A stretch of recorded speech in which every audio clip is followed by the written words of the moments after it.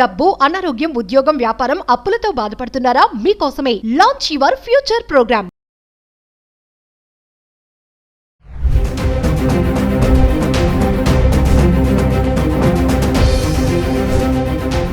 నమస్కారం, నేను మీ అడ్వకేట్ సంగీత. ఈ రోజుల్లో కామన్ థింగ్ ఏంటంటే భార్యలు భర్తల్ని చంపేయడం.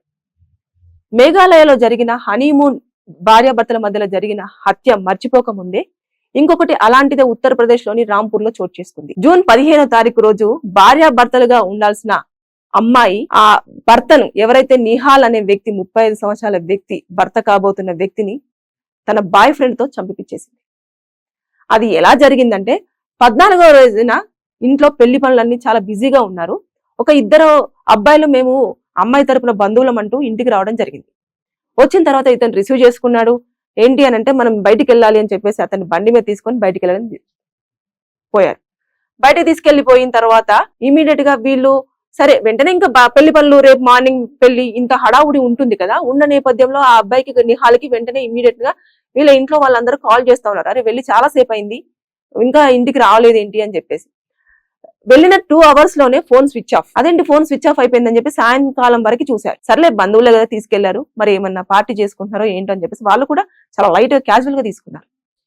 వెయిట్ చేశారు. ఇంకా ఎంతసేపటికి కూడా అతని ఆచూకీ తెలియకపోవడంతో ఇమీడియట్ గా మరి రేపు మార్నింగే పెళ్లి, ఇంకా అబ్బాయి రాలేదు ఇంటికి అని చెప్పేసి కంగారు పడి వాళ్ళ ఫ్యామిలీ మెంబర్స్ అందరూ వెళ్ళి దగ్గరలోని పోలీస్ స్టేషన్ లో కంప్లైంట్ చేశారు. ఇట్లా మా నిహాల్ అనే వ్యక్తి మిస్ అయ్యాడు, అసలు మేము చూసాము, కనిపించట్లేదు, ఆ అబ్బాయి మధ్యాహ్నం నుంచి మిస్ అయ్యాడు, ఇట్లా అమ్మాయి తరపు నుంచి ఒక 2 అబ్బాయిలు వచ్చి తీసుకెళ్లడం జరిగింది అని చెప్పేసి వాళ్ళ బ్రదర్ చెప్పాడు.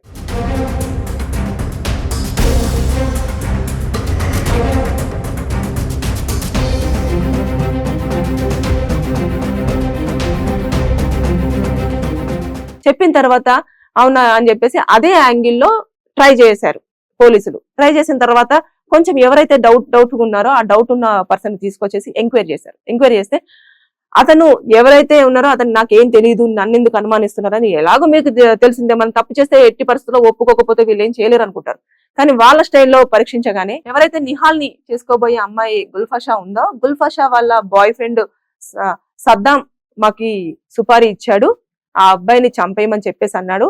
సో అమ్మాయి ప్రేరణతోటే మేము ఆ అబ్బాయిని చంపేయడం అనేది జరిగింది. అంటే ఎక్కడ చంపేశారు అంటే చంపేసిన ప్లేస్ కి తీసుకెళ్లారు. దగ్గరలోనే ఒక అటవీ ప్రాంతం ఉంది, మొత్తం ఫారెస్ట్ ఏరియా. ఆ ఫారెస్ట్ ఏరియాలో గొంతు కోసి ఇమీడియట్ గా అక్కడ చంపేసి ఆడ పడేసి వచ్చారు. పూడ్చడం కూడా కాదు, అలా వదిలేసి వచ్చారు బాడీని.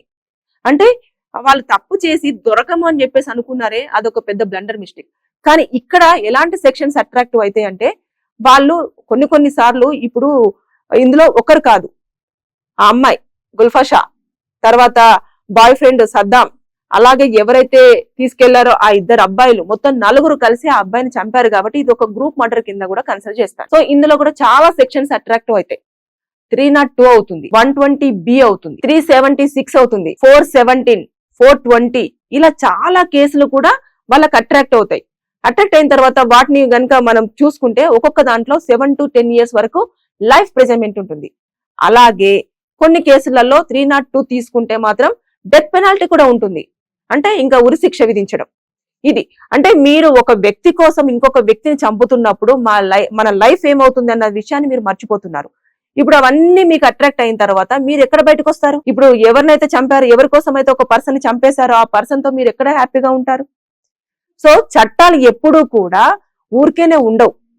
ఖచ్చితంగా పోలీసులు ఎంక్వైరీ చేసిన తర్వాత ఎంక్వైరీలో ప్రతిదీ మెన్షన్ చేస్తారు. షార్ట్ షీట్ అనేది ఒకటి ఉంటుంది. ఆ షార్ట్ షీట్ లో ఏం జరిగింది, ఎవరు దీంట్లో ఇన్వాల్వ్ అయ్యారు, ఎవరు చెప్తే ఈ మర్డర్ చేశారు, ఎవరెవరు ఇందులో ఇన్వాల్వ్ అయ్యారు అనేది ప్రతిదీ ఇన్ఫర్మేషన్ తో సహా తీసుకొని ఏ సెక్షన్స్ అట్రాక్ట్ అవుతాయో ఆ సెక్షన్స్ కింద కేసులో ఫైల్ చేసి వాటిని కోర్టులో సబ్మిట్ చేయడం జరుగుతుంది.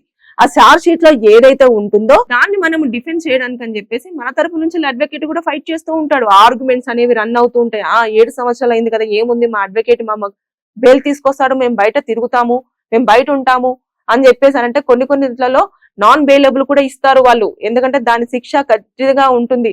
కాబట్టి మీరు ఎట్టి పరిస్థితుల్లో చేసిన తప్పు దొరకము, మేము ఏమి కాదు, మాకు పనిష్మెంట్ ఉండదు అన్న నేపథ్యం అయితే ఇక్కడ ఉండదు. ఖచ్చితంగా కోర్టులో ప్రతి ఎవిడెన్స్ తో సహా దొరికితే మాత్రం మీరు 7 నుంచి 10 సంవత్సరాలు జైలు శిక్ష అనుభవించాల్సి ఉంటుంది. లేదు అనుకుంటే డెత్ పెనాల్టీ కూడా, అంటే ఉరి శిక్షను కూడా కోర్టు వేధించే అవకాశాలు ఉంటాయి.